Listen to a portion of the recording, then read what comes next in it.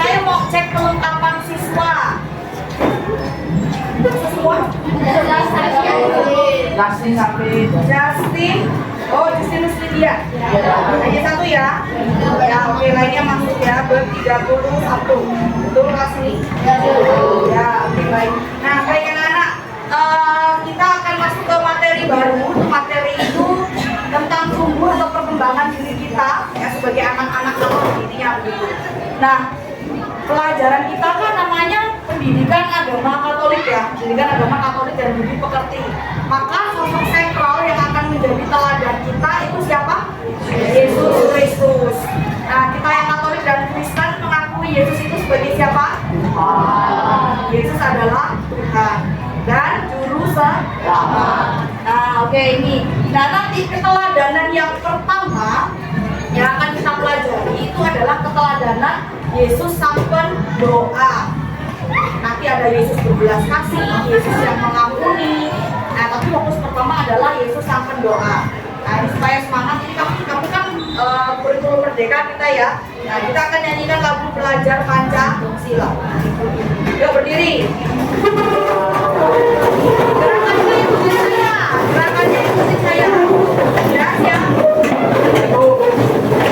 Lagunya dulu nyanyi lagunya. Nyanyi dulu lagunya. kita. Belajar Pancasila, beriman dan bertakwa pada Tuhan Yang Esa, dan berakhlak mulia, berkebinekaan global, gotong royong mandiri, kreatif dan bernalar kritis. Bisa? Nah, gerakannya ikutin saya.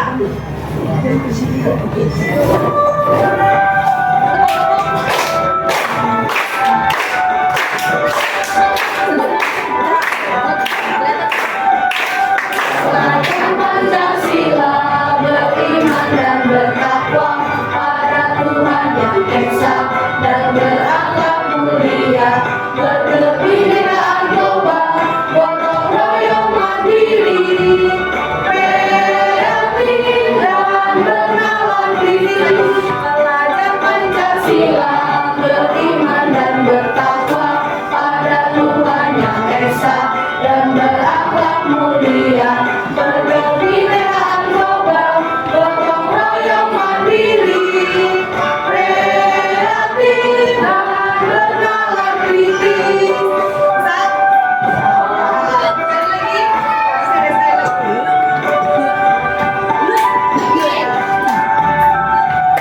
Belajar Pancasila, beriman dan bertakwa pada Tuhan Yang Esa, dan berakhlak mulia, berkebinekaan global, gotong royong mandiri, kreatif dan bernalar kritis.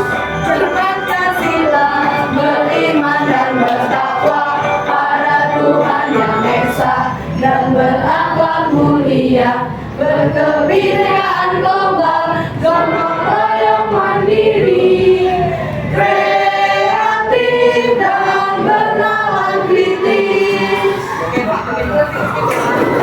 Sampai teknik dulu.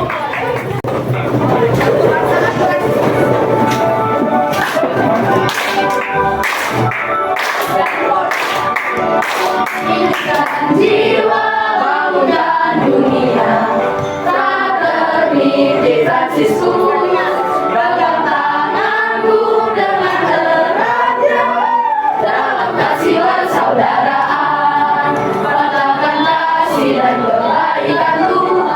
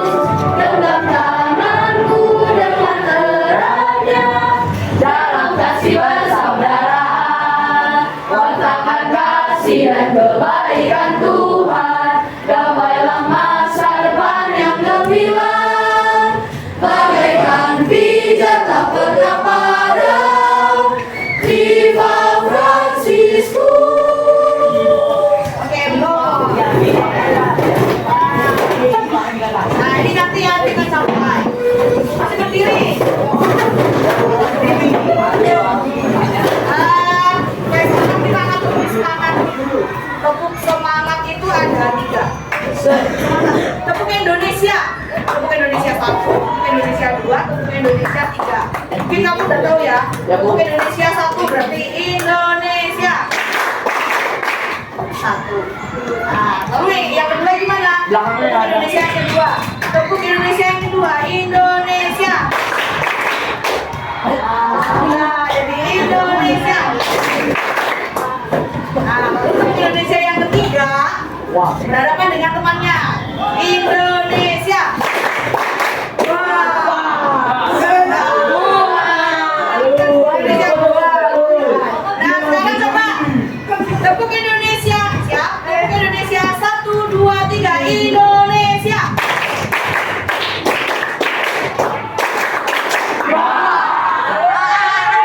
Sekali lagi. Tepuk Indonesia. Tepuk Indonesia. 1, 2, 3, 3. Indonesia.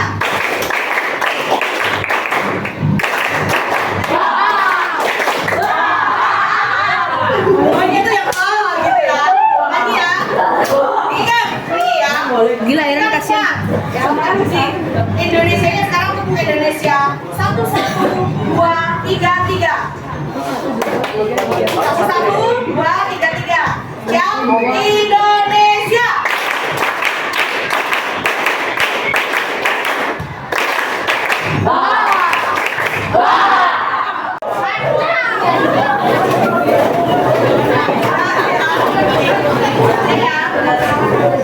Nah, itu dulu bisa sampai setelah itu kan latih konsentrasi bisa sampai 20 ya. Jadi kita coba, bisa nggak kamu? Bisa aja ya? Oke, boleh? Oke, seru itu. Nah, baik. Nah ini, kita perhatikan dulu yang akan dicapai. Ini namanya kriteria ketuntasan tujuan pembelajaran. Ada tujuan, nanti kamu akan mencapai apa? Peserta didik itu kan kamu. Nah, kamu nanti akan memahami beberapa item ini. Kamu akan memahami Yesus sebagai sang pendoa. Nah, lalu Yesus yang penuh belas kasih. Kita kan tahu ya, cinta kasih Allah penuh dengan iman. Itu dasarnya dari situ. Lalu Yesus yang mengampuni. Ada yang suara di sini? Jelas ini. Nah, lalu Yesus berjuang kesetaraan gender. Gender itu ya laki-laki dan perempuan. Jadi laki-laki dan perempuan nanti itu intinya setara. Dan Yesus peduli pada penderitaan sesama. Nanti itu yang akan kita capai. Nah, dan akhirnya Yesus yang kita imani dalam agama kita mampu kita teladani dan kita jadikan idola. Kamu kan kebanyakan idolanya kan K-pop kan? Atau yang apa Jepang atau apapun luar negeri. Sekarang berani nggak menjadikan Yesus sebagai sosok idola? Nah, berarti kalau menjadikan Yesus sebagai idola berarti Yesus itu adalah sosok teladan. Nah, yang pertama itu adalah Yesus sang pendoa tadi ya. Nah, Yesus sang pendoa itu pembahasan kita pertama. Nah, sekarang pertanyaan pertama untuk kamu. Apa arti berdoa? Apa arti doa? Dari kamu berkomunikasi dengan Tuhan. Sama berkomunikasi. Ada pendapat lain? Sama ya. Doa itu berarti intinya berkomunikasi ya. Mendekatkan diri dengan Tuhan melalui doa. Jadi berdoa itu berkomunikasi dengan Tuhan melalui doa atau berdoa. Nah, berkomunikasi berbicara, ngomong, berbicara ya. Berbicaranya lewat apa? Kalau bersama-sama ya ngomong. Tapi kalau sendiri-sendiri ya kita menggunakan hati kita atau doa di dalam hati. Nah, kemudian, nah mengingatkan ini ya, mengingatkan tentang pilar karakter Fransiskus yang berhubungan dengan doa itu. Berarti pilarnya kita ada di pilar yang pertama. Masih ingat nggak pilar karakter Fransiskus ada 5? Kita kan dalam bentuk rahimah.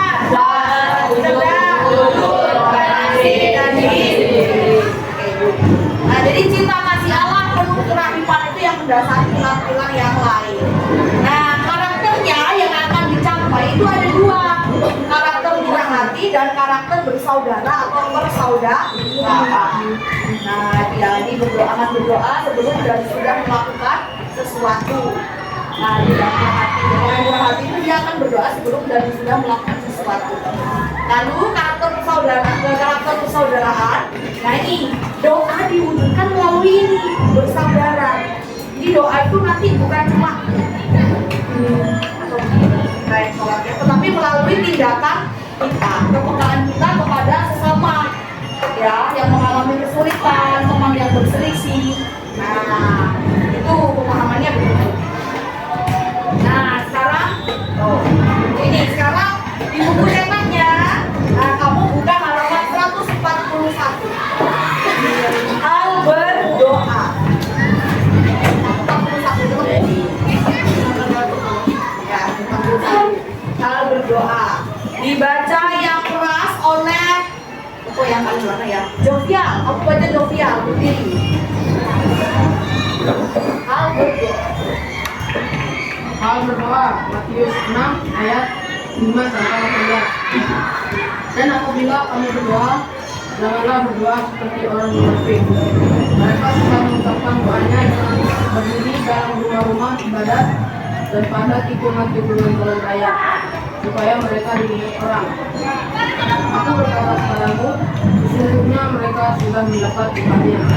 Tetapi jika engkau berdoa, masuklah ke dalam kamarmu, tutuplah pintu dan berdoalah kepada Bapamu yang ada di tempat tersembunyi. Maka Bapamu yang melihat dan tersembunyi akan membalas kepadamu. Dan pula dalam doamu itu janganlah kamu bertele-tele seperti kebiasaan orang yang tidak mengenal Allah. Mereka menyangka bahwa karena banyak kata-kata doanya akan dikabulkan. Jadi janganlah kamu seperti mereka, karena Bapamu mengetahui apa yang kamu perlukan untuk kamu berdoa kepadanya. Karena itu berdoalah demikian: Bapa kami di surga, kuduskanlah namamu, datanglah kerajaanmu, jadilah kehendakmu di bumi seperti di surga. Berilah kami pada hari ini makan kami secukupnya, dan ampunilah kami akan kesalahan kami, seperti kami juga mengampuni orang yang bersalah kepada kami. Dan janganlah membawa kami ke dalam kesuruhan, tapi lepaskan kami dari orang jahat. Karena Engkau yang mempunyai kerajaan dan kuasa dan kemuliaan sampai selama-lamanya. Amin. Karena jikalau engkau mengampuni orang, Bapamu yang di surga akan mengampuni kamu juga. Tapi jikalau kamu tidak mengampuni orang, Bapamu juga tidak akan mengampuni kesalahanmu. Dan apabila kamu berpuasa, janganlah murang bukamu seperti orang munafik. Mereka mengubah air mukanya supaya orang lihat bahwa mereka sedang berpuasa. Aku berkata kepadamu, sesungguhnya mereka sudah mendapat upahnya. Tetapi apabila engkau berpuasa, menyakilah kepadamu dan bersilah mukamu, supaya jangan dilihat oleh orang bahwa engkau sedang berpuasa, melainkan hanya oleh Bapamu yang ada di tempat tersembunyi. Maka Bapamu yang melihat tempat tersembunyi akan membalasnya kepadamu. Oke, nah itu hal berdoa. Di situ Yesus mengajarkan apa? Doa yang terindah, doa yang sempurna. Namanya adalah doa Bapa Kami. Nah itu yang akan kita capai ini ya. Sesuai dengan pilar karakter Fransiskus, diciptakan dalam penuh kalimat, di karakter murah hati. Ya, ini sudah masuk semua di doa Bapa Kami itu. Ya, Bapa Kami itu kan ada kita meminta sesuatu, tetapi ada yang harus kita lakukan untuk orang lain, gitu kan ya. Nah jadi yang sesuai, jelas belum dan melakukan segala sesuatu. Lalu penerapannya di sikapnya. Nah ini ada videonya tadi sama seperti ini. Coba nggak baca ya. Ajarlah kami berdoa seperti Yohanes mengajar murid-muridnya. Bila kamu berdoa, katakanlah, Bapa kami yang di surga, dikuduskanlah namamu, datanglah kerajaan, jadilah kehendakmu di bumi seperti di surga. Berikanlah pada hari ini makanan secukupnya, dan ampunilah kesalahan kami, seperti kami juga mengampuni orang yang bersalah pada kami. Dan janganlah membawa kami ke dalam pencobaan, lepaskan kami dari yang jahat.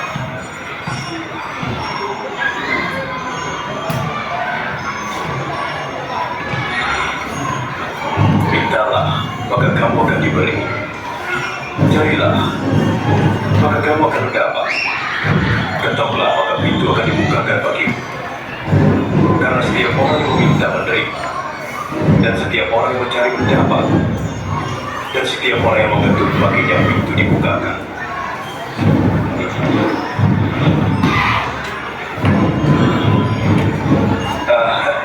Adakah di antara kamu bapak-bapak yang memberi anaknya bulan ketika yang minta ikan? Atau rezeki ketika yang minta telur? Kamu yang jahat, kamu memberi yang baik kepada anak-anak. Apalagi Bapamu yang di sorga, Dia akan memberikan Roh Kudus kepada mereka yang memintanya. Aku berkata padamu, janganlah khawatir tentang hidupmu. Yaitu apa yang akan makan atau makan. Sebab hidup itu lebih penting dari makan, dan tubuh itu lebih penting dari pakaian. Perhatikan anak burung gagak. Mereka tidak menanam, tidak menuai, tidak mempunyai gudang dan lumbung, tetapi Allah memelihara mereka. Betapa kamu melebihi burung-burung itu.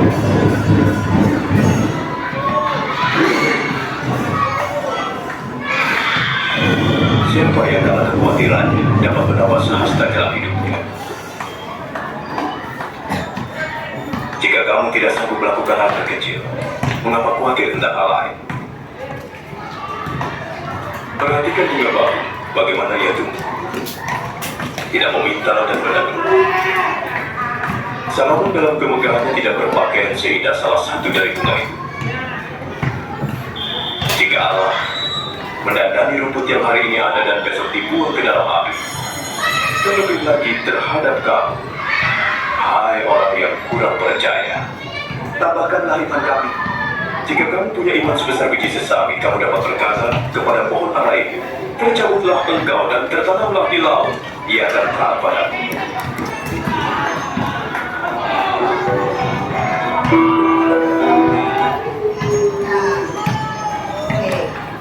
Ini ya tadi ya, Allah pelihara kita. Ya, Allah sudah memelihara kita. Maka kita wajib untuk apa, kalau sudah dipelihara, sudah dijaga, sudah banyak diberi banyak hal oleh Tuhan, bersyukur dan berterima kasih. Nah, kita akan diskusi kelompok. Biasanya jalan-jalan apa sih dia ya? Nah nih pertanyaannya, apakah Yesus mempunyai kebiasaan berdoa? Ada kok di sini? Kurang lebih sama. Apakah Yesus mempunyai kebiasaan berdoa? Jelaskan. Lalu bagaimana ajaran Yesus tentang doa? Ya, doa apa yang diajarkan oleh Yesus? Bagaimana rumusannya? Lalu apa saja yang didoakan dalam doa Bapa kami? Apa aja sebagiannya? Lalu apa manfaat doa bagi hidup? Jelas? Ya, silakan itu didiskusikan dalam kelompok. Saya beri waktu 20 menit. Ya, kita didiskusikan, mungkin bisa sambil dilirik-lirik. Itu ada di halaman 140 juga, dibaca aja di situ. Kemungkinan ada beberapa jawaban. Bu, Ya, itu di buku catatan. di buku catatan Masing-masing. Ya, terima kasih Bu. ya. Oke, nah.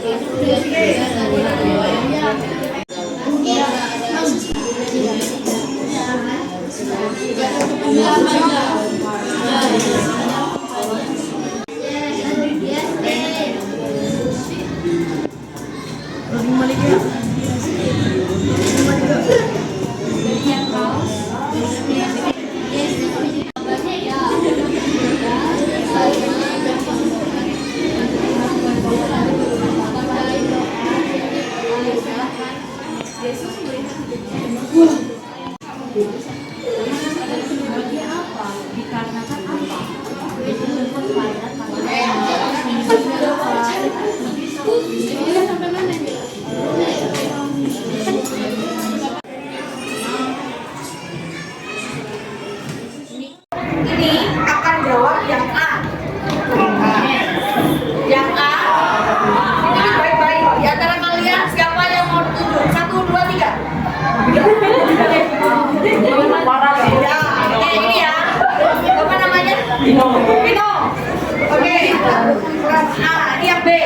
Kelompok yang ini yang B. Pikirin baik-baik kelompok B di mana siapa di antara kalian yang akan ditunjuk? 1, 2, 3. Ini, oke. Kelompok yang ini. Ini yang C. Yang C itu ini doa apa yang diajarkan Yesus? Bagaimana tulisannya?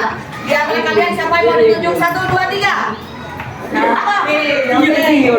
Kemudian yang ini, yang D. Ini D, belum kan? Di antara kalian siapa yang mau ditunjuk? 1, 2, 3. Ya, ini. Oke, kelompok yang ini. 2E. Siapa di antara kalian yang mau ditunjuk? 1, 2, 3. Ya. Oke, yang ditunjuk silakan berdiri, maju.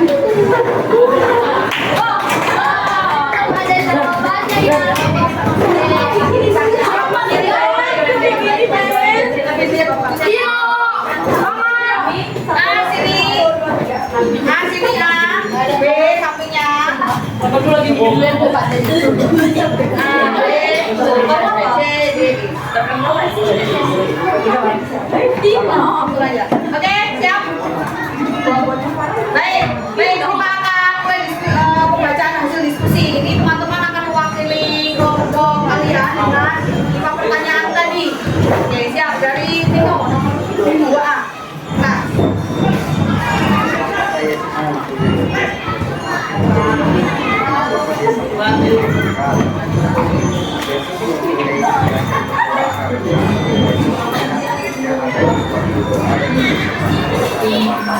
Ya, oke. Apakah Yesus mempunyai kebiasaan berdoa? Jawabannya adalah iya. Karena Yesus menyadari bahwa doa itu adalah hidupnya. Dan dia membawa semuanya itu di dalam doa. Oke, berikutnya B. Bagaimana ajaran Yesus tentang doa? Ajaran Yesus tentang doa adalah supaya kita penuh dengan sikap penyerahan, kita kasih keadilan dan pengampunan. Ya, atau doa yang diajarkan Yesus adalah doa Bapa kami. Oke, berikutnya.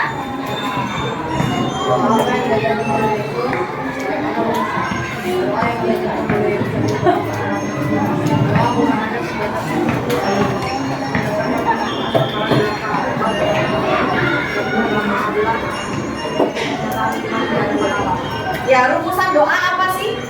Rumusan doa itu ada 3 unsur loh.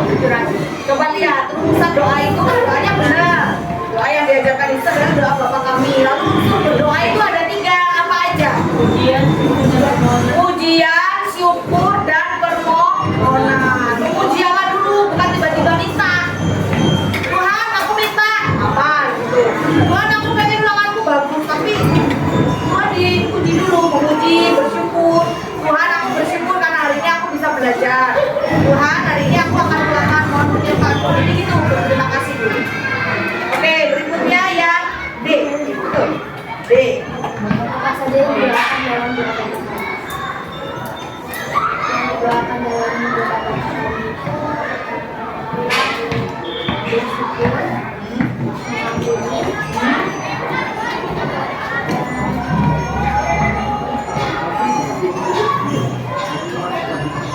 Kita lihat yang E. Poin yang E, halaman 143, yang E.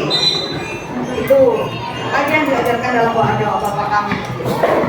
sikap penyerahan, Nah, jelas ya. Jadi dalam doa Bapa kami yang diajarkan adalah sikap berserah, penyerahan, cinta kasih, keadilan, dan yang terpenting adalah pengampunan. Ampunilah kami seperti kami pun mengampuni yang bersalah kepada kami. Nah, terakhir manfaat berdoa. manfaat doa bagi ibu. Doa adalah menyenangkan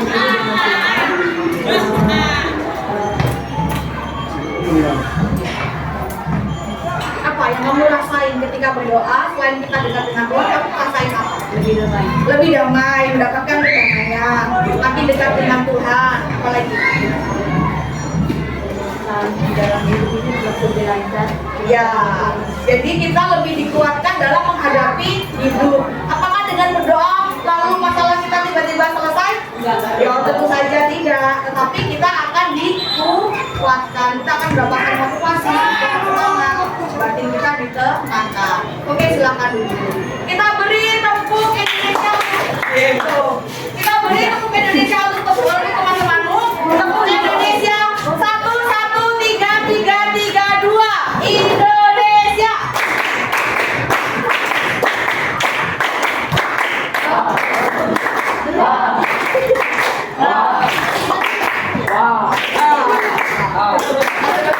Lagi, kasih tepuk Indonesia untuk temanmu. 1, 2, 3, 3, 3, 2, 1. Indonesia.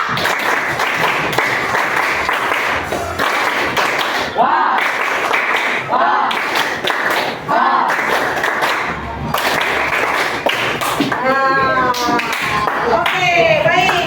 Nah, sekarang kita ini ke penegasan. Simak ya, simak baik-baik. Kesimpulan, kesimpulan tadi. Nah ini, Yesus memiliki kebiasaan berdoa dan dia suka berdoa. Ketika Yesus berdoa secara pribadi, dia cari tempat yang sunyi untuk apa? Berkomunikasi dengan Tuhan. Maka kita memang harus tenang ya. Kadang di hari-hari kita butuh waktu 1 jam, setengah jam atau 30 menit itu untuk hening, untuk berdoa. Jadi supaya kepala kita itu nggak berisik banget. Seberisik apapun kepala kita, sebenarnya hati kita itu tenang. Nah, lalu ajaran Yesus itu doanya tentu saja doa Bapa kami itu seluruh penjuru dunia tahu. Nah, kekasannya doa Bapa kami, Yesus mengajarkan kepada kita menyebut Tuhan dengan sebutan Bapa. Bapa itu siapa sih? Ya, Bapa ayah. Bapa itu sosok yang dekat. Ya, bukan orang asing. Ya.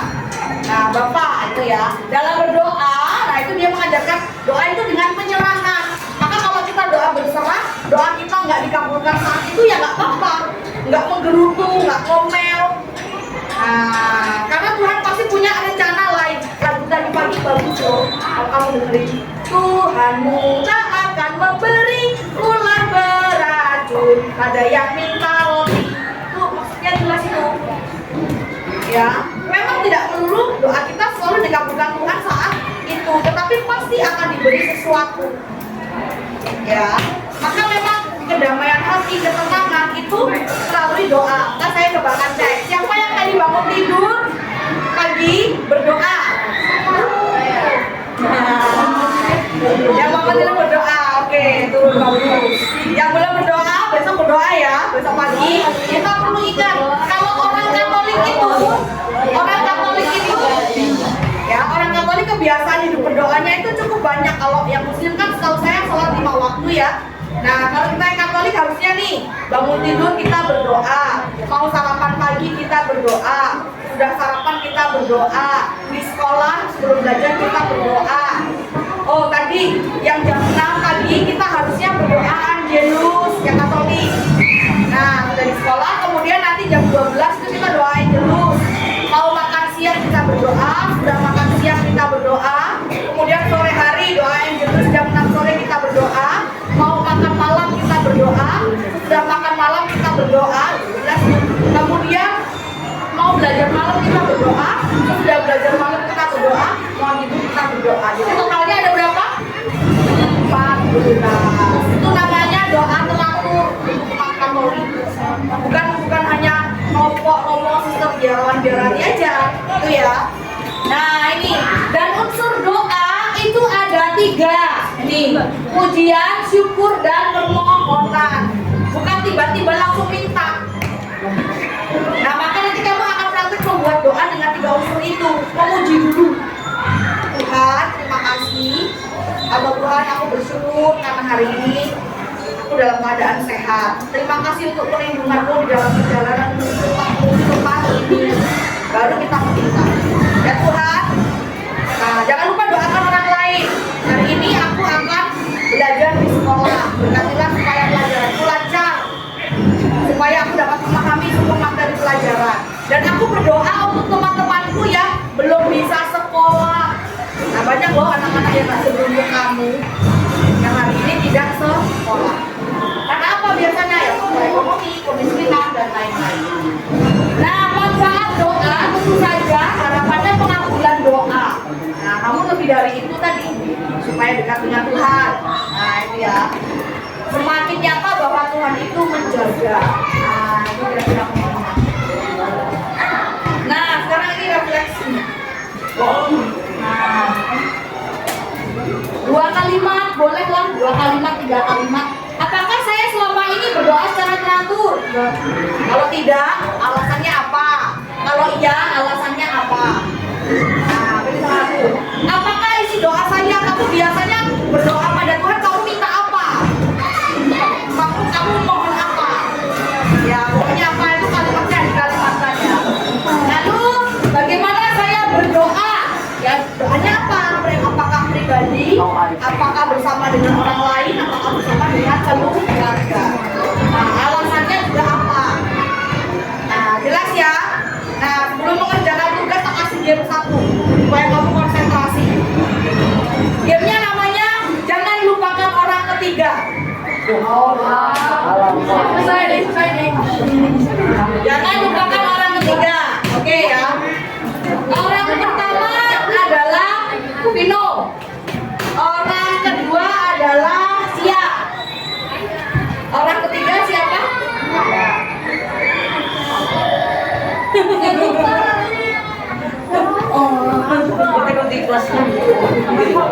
Orang ketiga adalah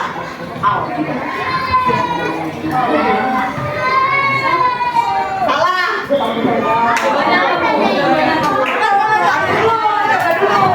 Orang pertama adalah Koko. Orang kedua adalah Leoni. Orang ketiga adalah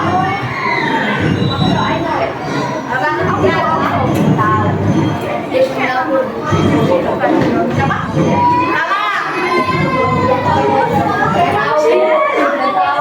Orang pertama adalah Beatrice. Orang kedua adalah Sarah. Orang ketiga adalah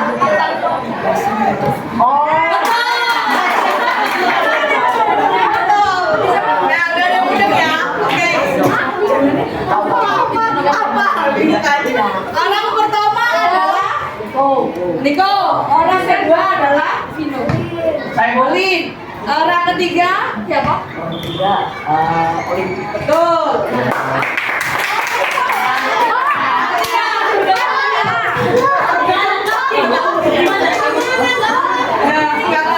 Sekali lagi.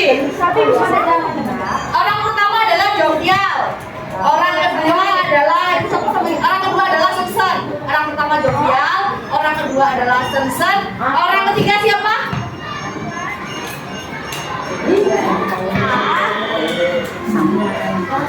Salah.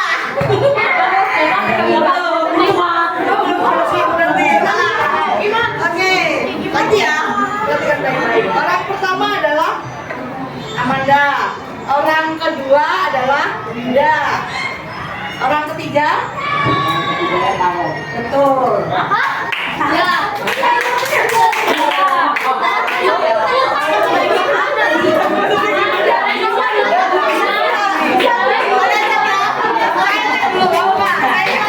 Yang paham game sini tutup jari. Saya. Oke, turun dulu. Oke, baik. Cek lagi ya. Maksudnya kayak mana? Orang pertama adalah Gisel. Orang kedua adalah siapa namanya itu? Iren. Orang pertama adalah Gisel. Orang kedua adalah Iren. Orang ketiga Jokowi.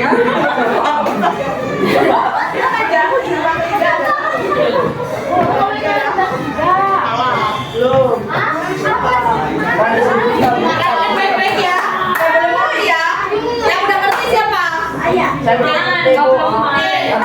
dengerin baik-baik. Didengerin baik-baik. Gimana sih? Orang pertama adalah Cia. Orang kedua adalah Amanda. Orang ketiga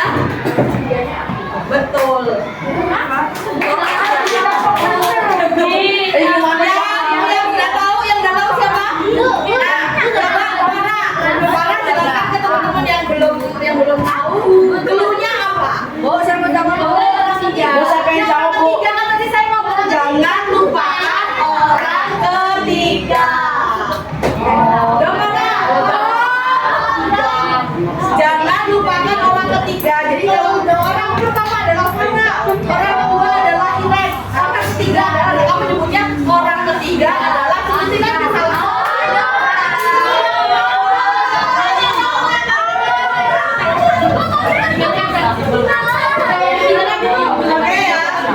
Oke ya. Nah sekarang ini kita refleksi 5 menit. 1 atau 2 kalimat lah ya. Saya sama ini berdoa secara teratur. Kemudian ngisinya apa? Kemudian bagaimana saya berdoa. Yuk, silakan ditulis. Dikerjakan. Ini refleksi kehidupan doa kita selama ini. Ya, karena tadi kan dikatakan Yesus, hidup Yesus itu adalah doa. Bu, ya. Langsung kalimat doa.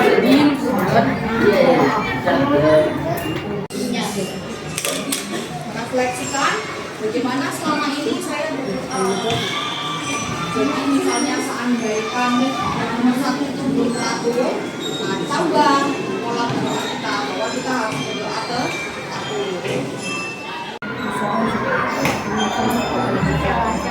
Ya, kalimat aja. Atau 2 kali.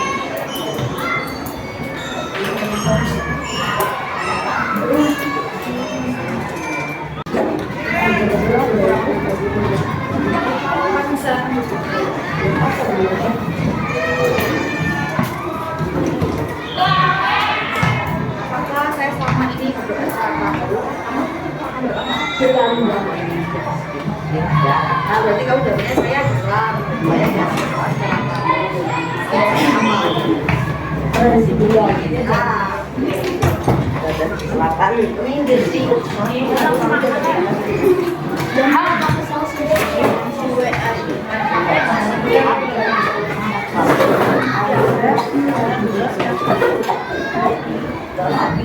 Bacakan hasil refleksinya. Siapa yang mau bacakan? Ya, kamu berdiri. Yuk, yang lainnya dengarkan. Apakah saya selalu berdoa secara teratur? Saya sedang tidak, karena saya seringkali lupa untuk berdoa. Terus yang nomor 2. Apa? Isi doa saya adalah pertama saya meminta itu, lalu saya meminta dan lalu berterima kasih. Ya, oke. Terus berikutnya. Cuman saya berdoa, apakah pribadi, apakah bersama dengan orang lain?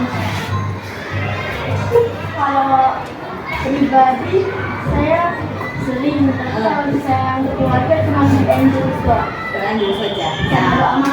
Tepuk tangan untuk kamu. Lagi, mau bacakan hasil refleksinya. Bukan mau bacakan hasil refleksinya.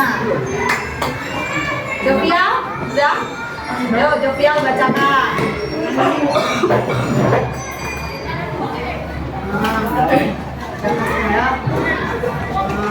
Apakah saya selama ini berdoa secara teratur? Ya, saya selalu berdoa teratur karena saya merasa ada rasa Tuhan di hati saya. Saya selalu merasa nyaman ketika berdoa. Ketika berdoa. Terus, apakah inilah saya?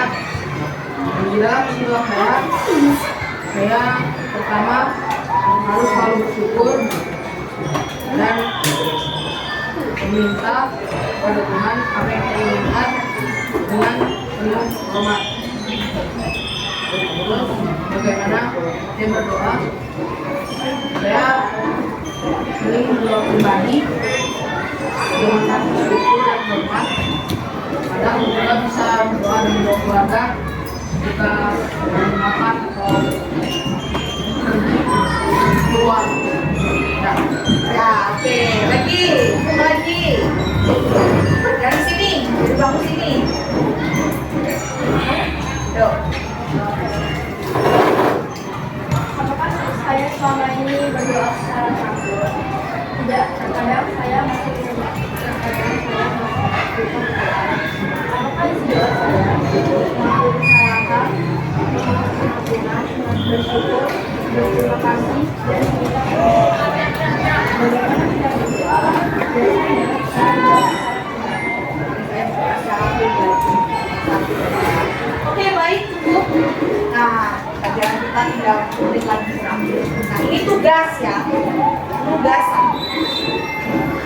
Nah, tema doa bebas. Kamu boleh mendoakan temanmu, boleh mendoakan orang tuamu, boleh doa sebelum makan, boleh doa untuk tanah air, boleh doa untuk siapapun gitu ya. Atau kamu meminta apa? Nah, tapi unsurnya ini tulis dulu. Tulislah doa yang mengandung unsur pujian, syukur, dan permohonan. Untuk tugas ya. Nanti kita ketemu lagi, tinggal kita bacakan doa itu. Apakah doa yang kamu lakukan itu sudah memenuhi unsur pujian, syukur, dan permohonan? Pujian, syukur, dan permohonan. Oke, baik. Sampai jumpa dan terima kasih. Oke. Siap.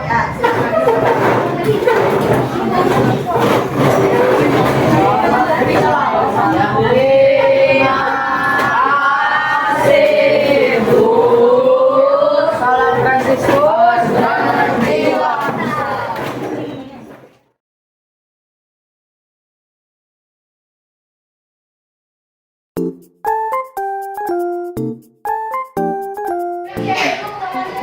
Siap.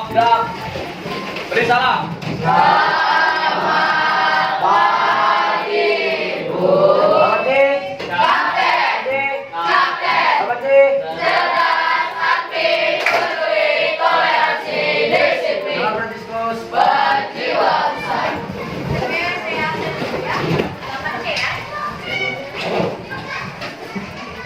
Abel tahu?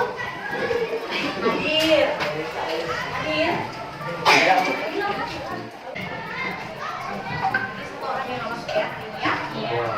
Oke, baik anak-anak. Hari ini kita akan mempelajari tentang sejarah dan hari. Ya. Untuk hari ini apa sih yang akan kalian pelajari ya? Jadi untuk hari ini melalui pembelajaran hari ini kalian itu sudah jadi mampu menjelaskan apa itu sejarah dan fungsi tari tradisional Indonesia sehingga dapat menyelesaikan setiap tugas dengan cepat, tepat, maksimal dengan cekatan. Cekatan itu apa sih? Cepat ya. Oke.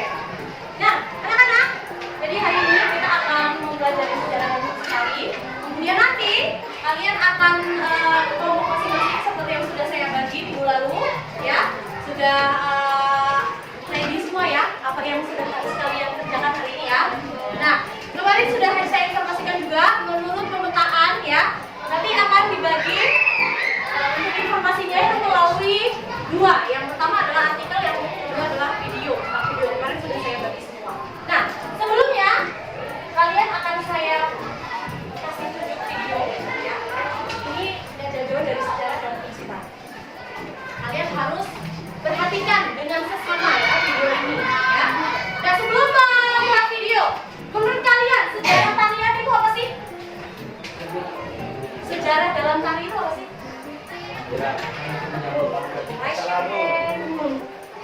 Sejarah tari itu apa sih? Apa yang ada? Asal usul. Oke, apa lagi? Hah? Apa tadi tak? Isi cerita. Oke. Fungsi. Oke. Nah, sejarah dan fungsi itu punya peranan ya, punya keterikatan. Nah, kalau fungsi tari itu berarti apa? Kegunaan.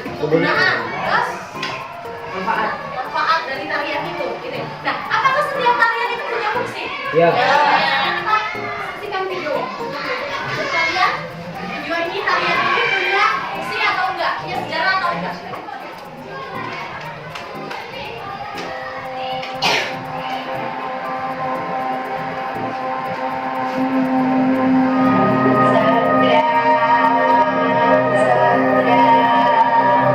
Yola Kento Sengkang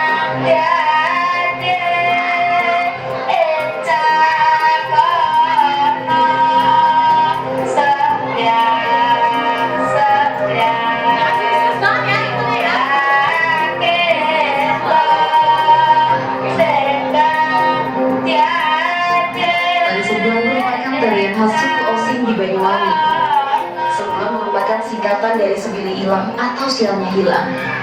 Sebelang dilakukan di 2 desa di Kecamatan Gelanggar, yaitu Desa Bakungan dan Desa Olesari.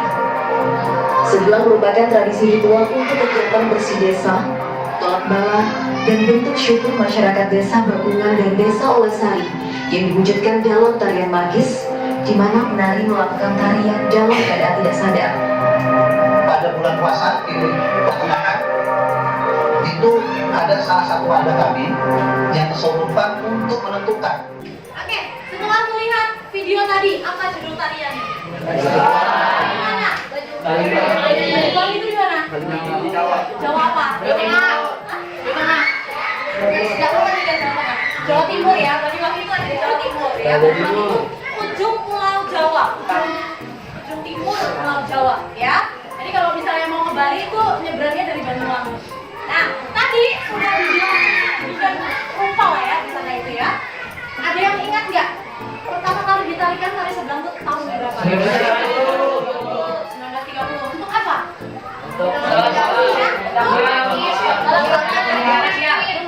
Menghilangkan sial ya, menolak bala ya. Terus tadi juga dijelaskan bahwa tari sebelang itu ada dua jenis ya. Apa? Olesari sama bakungan ya. Yang olesari itu tapi berbeda ya. Walaupun tujuannya sama tapi itu berbeda. Yang pertama adalah berbeda penarinya ya. Kalau yang olesari itu tadi penarinya adalah seorang gadis perawan ya. Kalau yang dari bakungan itu justru harus wanita tua yang sudah menepok antara umurnya ke 70 tahun. Ya, itu pertama perbedaannya. Perbedaan kedua, alat yang digunakan untuk menari. Ya, alat yang digunakan kalau yang olesari yang gadis pakai apa tadi? Untuk menyampaikan. Pakai apa? Oke, sampur ya. Sampur bukan nama biasa ya. Sampur itu selendang ya. Selendang yang digunakan untuk bisa olahraga pakai sampur saya. Untuk apa tadi? Gunanya untuk menyapu, untuk menolak bala ya. Kemudian kalau yang dari bakungan pakai itu juga gunanya juga untuk menolak bala. Ya, itu sejarah dan fungsinya dari tari sebelang. Nah, sekarang kita akan lihat di sini. Sebenarnya apa sih sejarah tari itu?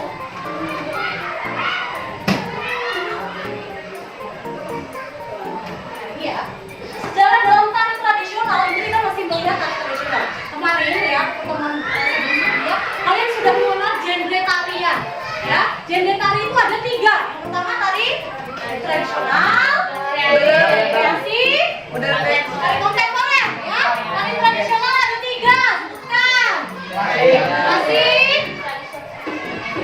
rakyatan, primitif. Ya, terus tari kreasi ada 2. Apa aja? Ya, pengolahan, tradisi dan non tradisi. Terus tari genre yang ketiga adalah tari kontemporer. Ya. Nah, sekarang kita lihat sejarah tari tradisional di Indonesia itu sangat panjang. Tari tradisional telah ada sejak zaman prasejarah dan terus berkembang seiring dengan perkembangan zaman. Tari tradisional dipengaruhi oleh berbagai budaya seperti budaya Hindu, budaya Buddha, ya, kemudian ada Islam dan tentunya budaya lokal. Nah, ini adalah tahapan-tahapan ya, tahapan-tahapan tari tradisional yang ada di Indonesia menurut sejarah. Jadi yang pertama ada tari itu ada pada zaman prasejarah.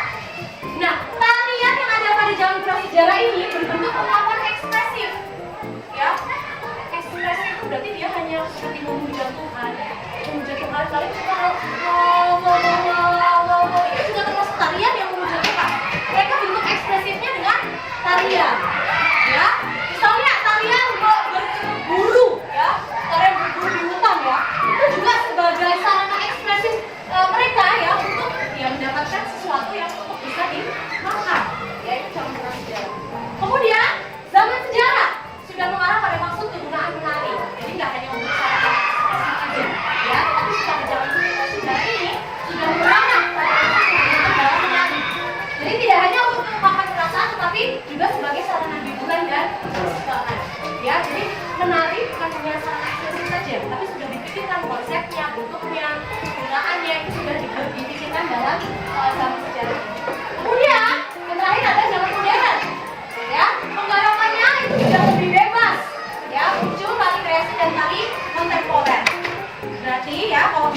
tari tradisional itu yang klasik, kemudian primitif, rakyatan. Sebenarnya itu masuknya di dalam yang mana?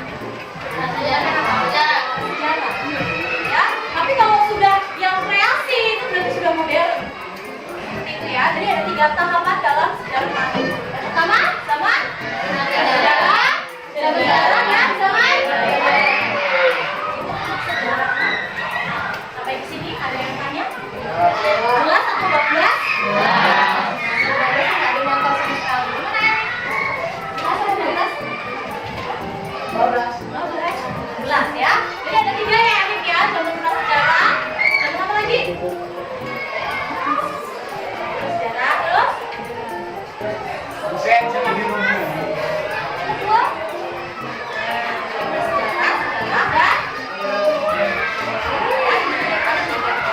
dan sekarang kita masuk ke fungsi tari. Fungsi dalam tari itu sebenarnya banyak sekali ya. Ada banyak, saking banyaknya sampai banyak sekali. Ya. Nah, salah keempatnya itu ada ini. Yang pertama adalah fungsi religius, fungsi hiburan, fungsi pendidikan, dan fungsi kita lihat dari fungsi religius.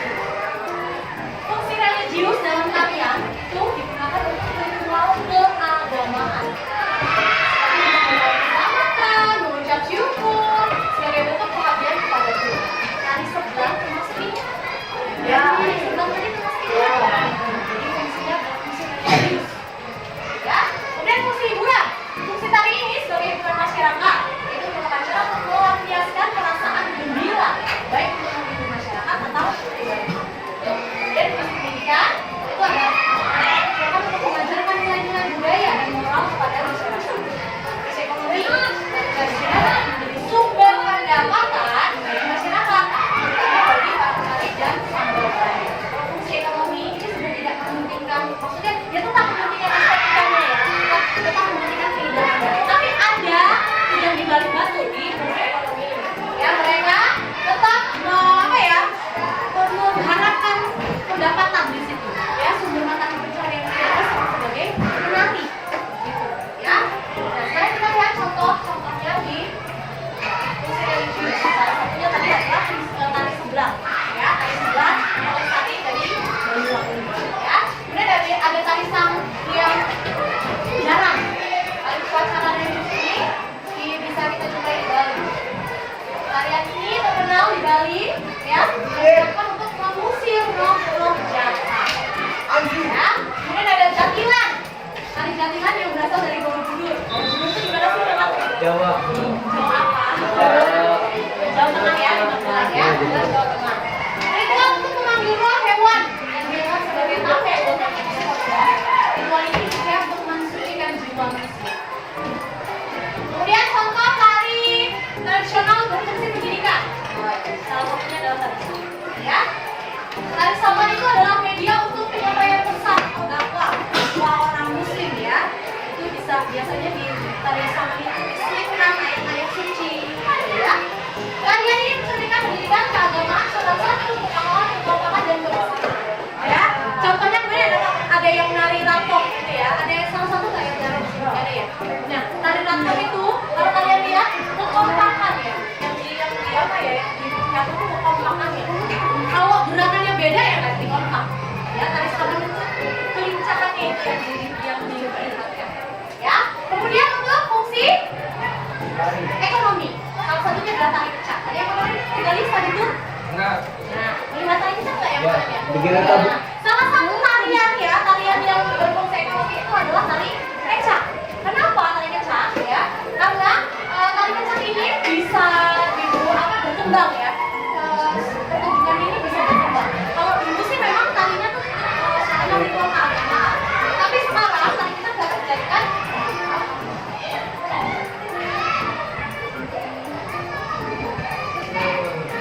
Dijadikan komoditas ekonomi dalam sektor pariwisata karena adanya komersialisasi budaya. Jadi sekarang kalau mau lihat pertunjukan tari kecak tuh harus bayar dulu.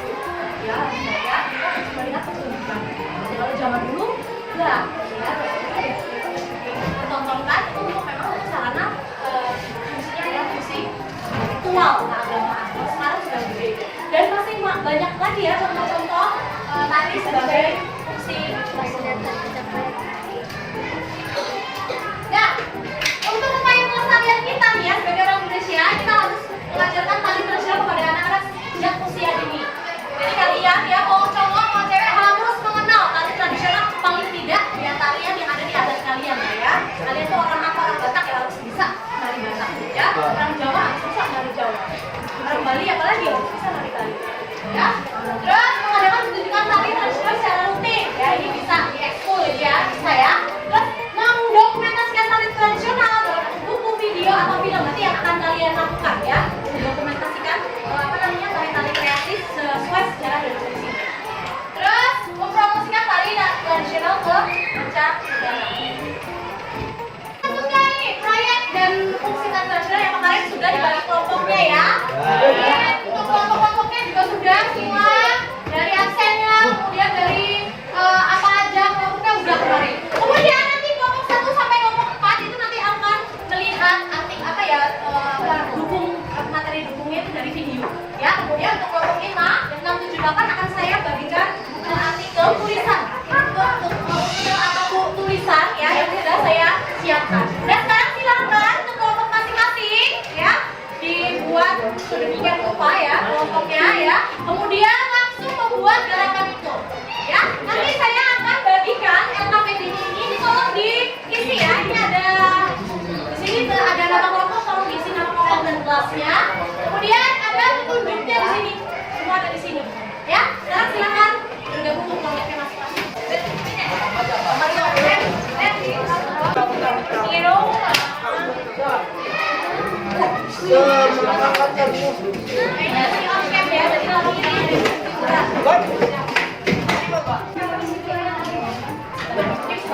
Oke baik, karena waktu kita sudah habis hari ini ya, kita akan menarik kesimpulan dulu ya dari apa yang sudah kalian pelajari hari ini ya.